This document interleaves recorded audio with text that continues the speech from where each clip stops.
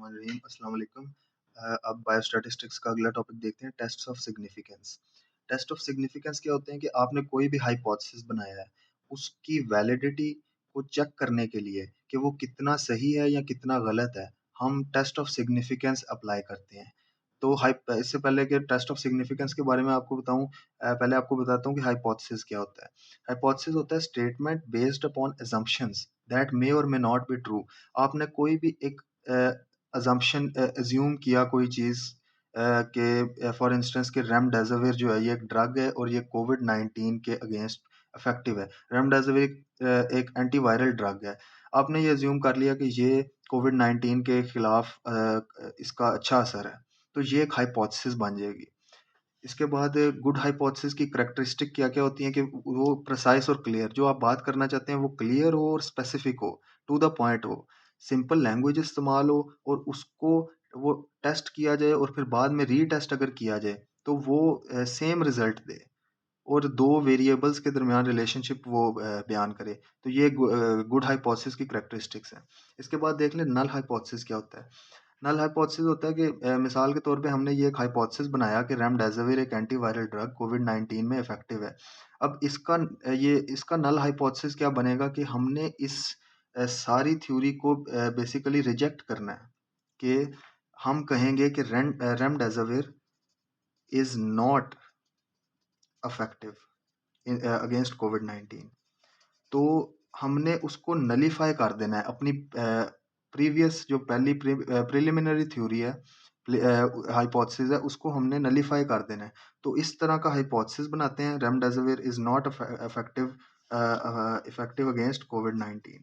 तो इस तरह का हाइपोथेसिस बनेगा, इसको नल हाइपोथेसिस कहते हैं। और फिर हम ये नल हाइपोथेसिस को गलत साबित करते हैं, उससे ऑटोमेटिकली हमारी जो असल हाइपोथेसिस है वो ट्रू हो जाती है। तो इसके बाद देख लेते हैं कि टेस्ट ऑफ सिग्निफिकेंस। आपने एक हाइपोथेसिस बना ली है, अब उसको टेस्ट कैसे कर सकते हैं कि वो ठीक है या वो गलत है। तो टाइप ऑफ डाटा जो है उसकी बेस पे टेस्ट ऑफ सिग्निफिकेंस होते हैं कि अगर आपका डाटा क्वालिटेटिव है, यानी कि वो नॉमिनल है, नेम्स हैं या कोई ऑर्डर है पर कोई नंबरिंग नहीं है उसमें, ठीक है।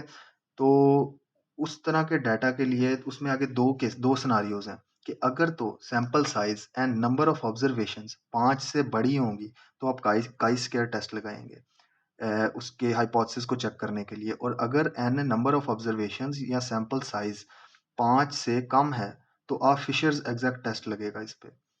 इसके बाद देखते हैं क्वांटिटेटिव डाटा। क्वांटिटेटिव डाटा में आप 2 तरीके से क्लासिफाई करते हैं कि एक तो नॉर्मल डिस्ट्रीब्यूशन अगर प्रेज़ेंट है। नॉर्मल डिस्ट्रीब्यूशन क्या होती है कि डाटा नॉर्मली डिस्ट्रीब्यूटेड है, एक नॉर्मल डिस्ट्रीब्यूशन कर्व आ रहा है। तो अगर नॉर्मल डिस्ट्रीब्यूशन प्रेज़ेंट है, उसमें भी आगे 2 कैटेगरीज़ बन जाती हैं कि अगर तो नंबर ऑफ ग्रुप्स 2 से कम या 2 हैं, 2 या 2 से कम है, तो क्या हमारे तो कौन-सा टेस्ट लगेगा, और अगर 2 से ज़्यादा है तो कौन-सा टेस्ट लगेगा। अगर नंबर ऑफ ग्रुप्स 2 से कम है, तो फिर सैंपल साइज पे डिपेंड करेगा। अगर सैंपल साइज 30 से कम हो या इक्वल हो 30 के, 30 या 30 से कम हो, तो टी टेस्ट लगेगा। और अगर सैंपल साइज 30 से ज़्यादा हो, तो जी टेस्ट लगेगा। और अगर नंबर ऑफ ग्रुप्स ही 2 से ज़्यादा हैं, कि अगर आपने ग्रुप्स ही ज़्यादा ले लिए, 3 ग्रुप्स ले लिए, 4 ग्रुप्स ले लिए, तो फिर लगेगा analysis of variance test, ANOVA test. तो ये नॉर्मल डिस्ट्रीब्यूशन के केस में है। और अगर नॉर्मल डिस्ट्रीब्यूशन एब्सेंट है, तो नॉन पैरामीट्रिक टेस्ट लगेंगे, और वो हमारे इस टॉपिक से बाहर हैं, तो उनको डिस्कस करने की ज़रूरत नहीं है एमबीबीएस की खासकर स्टडी में। तो ये देख लेते हैं कि टी टेस्ट जो हैं इनकी टाइप्स कितनी होती हैं।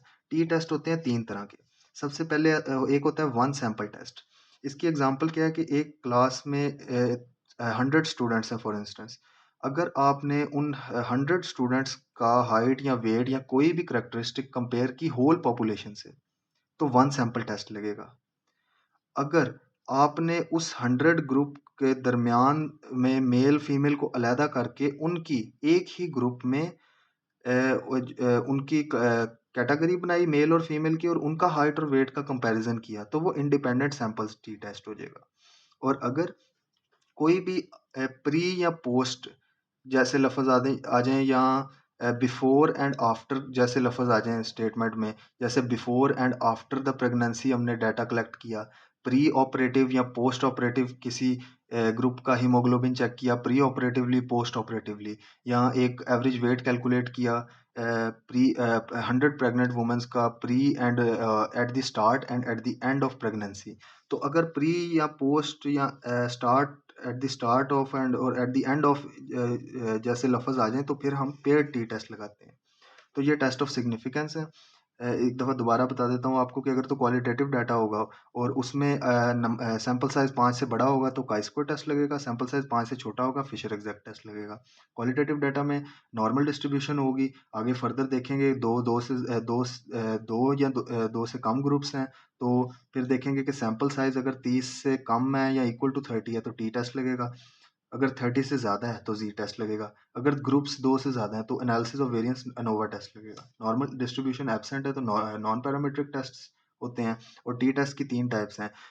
एक क्लास में एक ग्रुप क्लास को आपने उसकी हाइट और वेट को आपने कंपेयर किया होल पॉपुलेशन से तो 1 सैंपल टी टेस्ट है। उसी क्लास में आपने फर्दर ग्रुप्स बना लिए मेल फीमेल का, उनका आपस में डाटा कंपेयर किया तो इंडिपेंडेंट सैंपल्स टी टेस्ट है। और प्री या पोस्टली डाटा चेक किया या at the start of pregnancy, at the end of pregnancy, इस तरह का डाटा आपने कलेक्ट किया तो वो पेयर्ड टी टेस्ट है। तो ये थे टेस्ट ऑफ सिग्निफिकेंस।